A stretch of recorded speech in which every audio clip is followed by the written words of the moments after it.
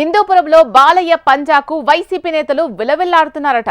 మూడోసారైనా నందమూరి దూకును అడ్డుకోవాలని శత విధాలా ట్రై చేసినా ఫలితం లేకపోగా ఇప్పుడు హిందూపురంలోని ఫ్యాన్ పార్టీ కీలక నేతలే కనుమరుగయ్యే పరిస్థితి వచ్చిందట. నియోజకవర్గంలో గతంలో కీలకంగా వ్యవహరించిన లీడర్లు యాక్టివ్గా లేకపోవడంతో పార్టీ శ్రేణులను ఆందోళనకు గురిచేస్తోందట. కొంతమంది పార్టీ నుంచి జంప్ అయ్యే ప్రణాళికలు రచిస్తున్నారు అనే ప్రచారం జరుగుతోంది.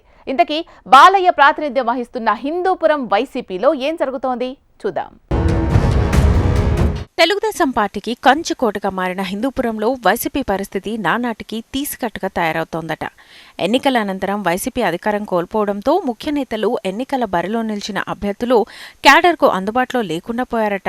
హిందూపురం వైసీపీ ముఖ్య నాయకులు నవీన్ నిశ్చల్ పార్టీకి దూరంగా ఉండడం, ఇన్ఛార్జ్ దీపిక చుట్టపుచుప్పుగా వచ్చిపోతుండడం కార్యకర్తలకు మింగుడు పడ్డం లేదట. రాష్ట్ర వ్యాప్తంగా వైసీపీ మళ్లీ యాక్టివ్ అవుతున్న తరుణంలో హిందూపురం వైసీపీలో మాత్రం స్తబ్దత నెలకొనడంపై ఆందోళన వ్యక్తమవుతోంది. పార్టీ జిల్లా అధ్యక్షుడిగా పనిచేసిన నవీన్ నిశ్చల్ కొంతకాలంగా యాక్టివ్గా లేరు.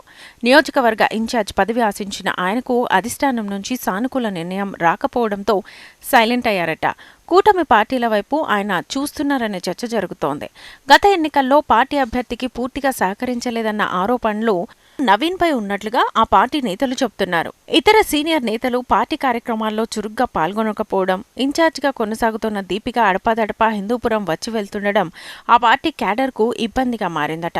40 ఏళ్లుగా హిందూపురంలో టీడీపీ గెలుస్తున్నా ప్రత్యర్థులుగా ఉంటూ వైసీపీ కోసం గట్టిగా పనిచేసిన నికార్సైన నేతలు, కార్యకర్తలకు ఇప్పుడు కొత్త కష్టం వచ్చి పడిందట. మొన్నటి వరకు వైసీపీ అధికారంలో ఉండడంతో హిందూపురంలో టీడీపీకి బాలయ్యకు వ్యతిరేకంగా గట్టిగానే పనిచేసింది క్యాడర్.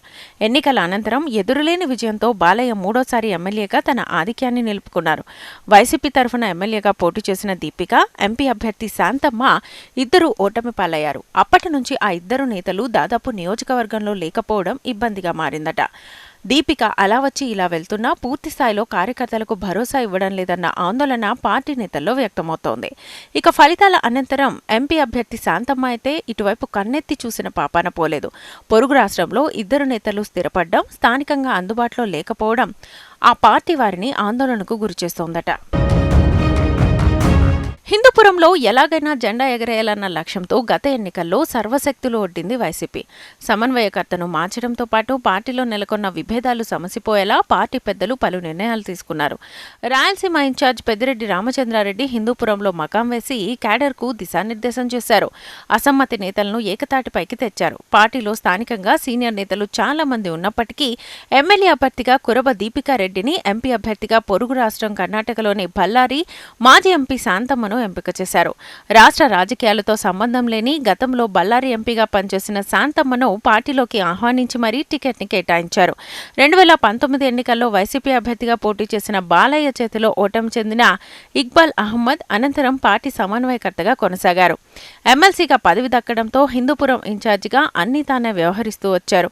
ఎన్నికలకు ఏడాది ముందు ఆయన్ను పక్కన పెట్టి దీపికను సమన్వయకర్తగా పార్టీ పెద్దలు నియమించారు. హిందూపురం నుంచి పోటీ చేసేందుకు పార్టీలో పోటీ పడ్డ ఇక్బాల్ అహ్మద్, నవీన్ నిశ్చల్, అబ్దుల్ ఘనీ వంటి నేతలు దూరం కావడంతో కార్యకర్తలు ఇబ్బందులు ఎదుర్కొంటున్నారట. హిందూపురం మున్సిపాలిటీతో పాటు చిలుమత్తూరు, లేపాక్షి మండల ప్రజా పరిషత్తును టీడీపీ కైవసం చేసుకునేందుకు కసరత్తు జరుగుతోంది. ఇప్పటికే హిందూపురం మున్సిపాలిటీలో అనేక మార్పులు చోటు చేసుకున్నాయి. వైసీపీ కౌన్సిలర్లు టీడీపీ తీర్థం పుచ్చుకున్నారు. పార్టీలో గతంలో క్రియాశీలకంగా ఉన్న ఇతర నేతలు ఎవరికి వారు సైలెంట్గా ఉండడం కార్యకర్తలకు ఇబ్బందిగా మారుతోందట.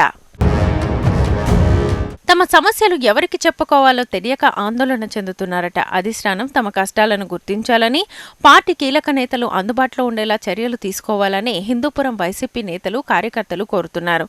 ఇటీవల పార్టీ ఎంపిక చేసిన మండల కమిటీల్లోనూ కీలక నేతలను తప్పించడం, ఓ వర్గానికి చెందిన వారిని ఎంపిక చేయడంపైన ఆ పార్టీలో విమర్శలు వ్యక్తమవుతున్నాయి.